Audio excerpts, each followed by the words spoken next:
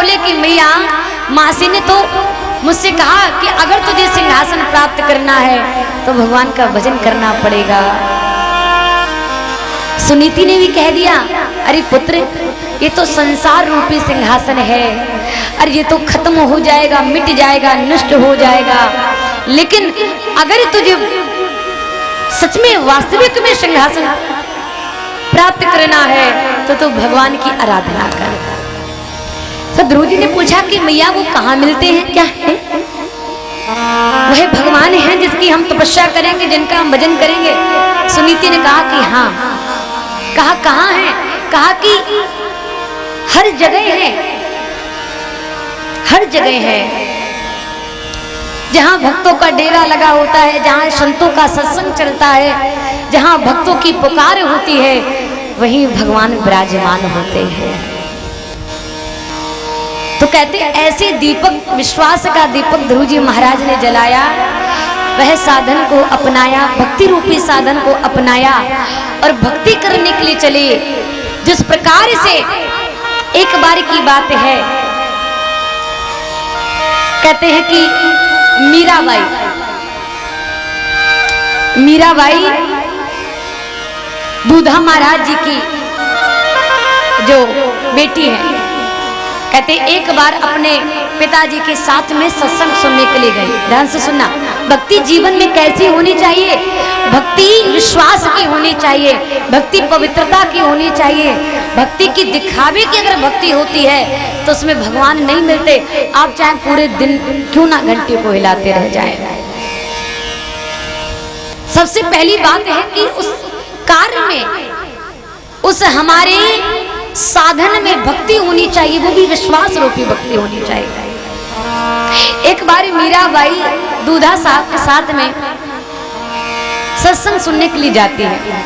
कहीं पर भी कथा होती है, कहीं भी भागवत होती है, कहीं सत्संग होता है, तो मीरा जी को लेकर के जाया करते हैं। दूधा साहब लेकर के जाते हैं।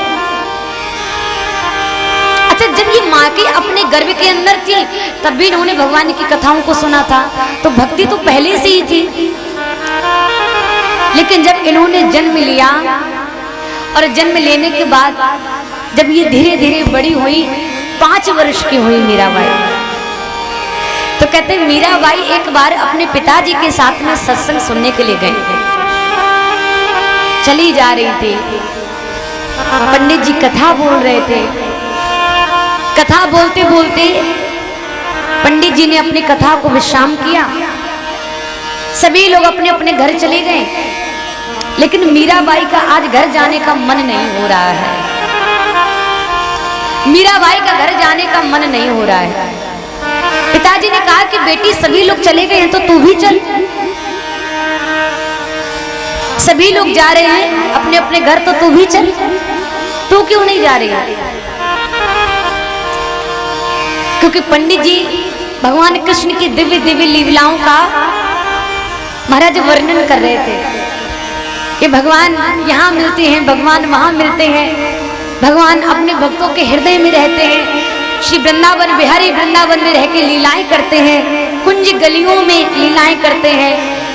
तो जैसे जैसे पंडित जी कथा बोल रहे थे, मीराबाई एकदम मुग्ध, एकदम मोहित हो गई कथा को सुन करके, मंत्रमुग्ध हो गई बिल्कुल। और इतना आनंद उमड़ आया हृदय में, इतना आनंद उमड़ आया।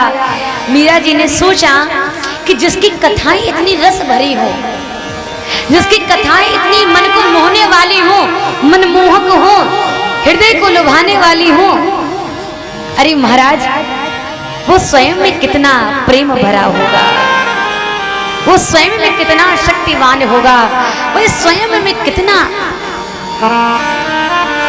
लुभावना होगा। पंडित जी से सभी लोग प्रसाद लेकर गए तो मीराबाई पंडित जी के पास में आई और पंडित जी को प्रणाम करके मीराबाई ने कहा कि पंडित जी, आप जिस कृष्ण की, जिस माधव की, जिस गोविंद की अभी कथा सुना रहे थे, आखिर में ये कृष्ण रहता कहाँ है? ये कृष्ण मिलेगा कहाँ? कहाँ मिलेगा ये कृष्ण? पंडित जी ने कहा, अरे बेटी ये तो भगवान है, ये तो भगवान की लीलाएं हैं, ये तो कथाएं हैं, सबको भगवान थोड़ी नहीं मिलता है। मीरा के मन में भगवान को प्राप्त करने की, पाने की लालसा उमड़ आई। कथा सुन के इतनी कथाओं को सुना, इतनी कथाओं को सुना, लेकिन आज जब कथा को सुना तो मोहन को, गोविंद को पाने की इच्छा जागृत हो गई हृदय में। भक्ति ऐसी होनी चाहिए, साधन ऐसा होना चाहिए प्रभु की प्राप्ति का, हमारा भाव ऐसा होना चाहिए पवित्र।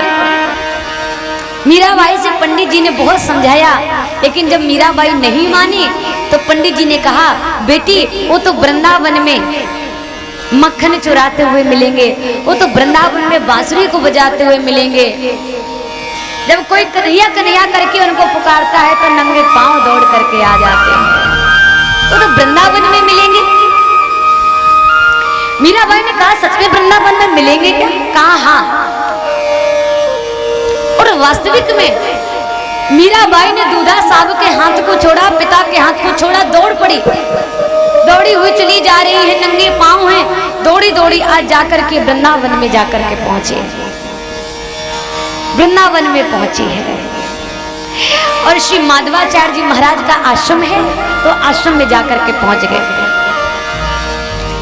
कहते आश्रम में जाकर के, अच्छा जो माधवाचार्य जी थे उनके जीवन का एक गुण था कि वो ब्रह्मचारी थे और उन्होंने भगवान कृष्ण के अलावा कभी किसी दूसरी स्त्री का, कभी किसी स्त्री का उन्होंने दर्शन नहीं किया।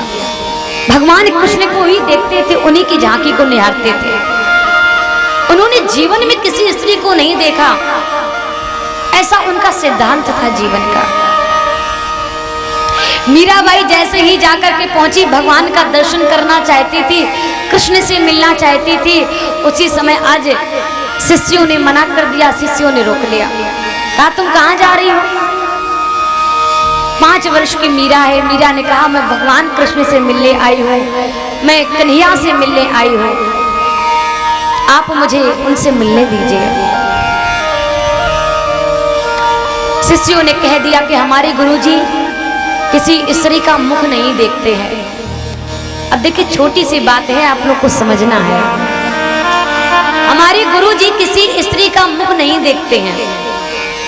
तो मीराबाई को हंसी आ गई, मीराबाई हंसने लगी और मीराबाई ने कहा कि मैंने तो संतों से ये सुना है कि हमारे वृंदावन में तो महाराज एक ही कृष्ण है, हमारे वृंदावन में तो एक ही माधव रहते हैं, एक ही पुरुष है।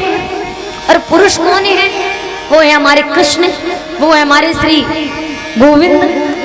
अरे ये समझ में नहीं आता कि ये दूसरा पुरुष कहां से आ गया, ये समझ में नहीं आता है। वृंदावन में भी कृष्ण के अलावा कोई पुरुष हो, क्योंकि शास्त्रों में लिखा है कि जो वृंदावन है, जो वृंदावन में जितने भी ब्रजवासी हैं वो सब स्त्री रूप में हैं, सब भक्ति हैं, सब भक्ता हैं। पुरुष अगर वृंदावन में कोई है तो सिर्फ एक है, वो है कृष्ण, बाकी सब भक्ता है, सब भक्ति है। ना वहां कोई स्त्री है, ना वहां कोई पुरुष है, सब भक्ता है। और जैसे ही माधवाचार्य जी महाराज के कानों में आवाज पड़ी, माधवाचार्य जी दौड़ करके बाहर आए। इतनी छोटी सी बालिका, इतना सुंदर सा उत्तर माधवाचार्य जी महाराज ने आज वही मीराबाई से कहा कि गोविंद को प्राप्त करना चाहते हो, वृंदावन की गलियों से होकर के जाओ, कहीं ना कहीं तुम्हें बांसुरी बजाता हुआ मिलेगा।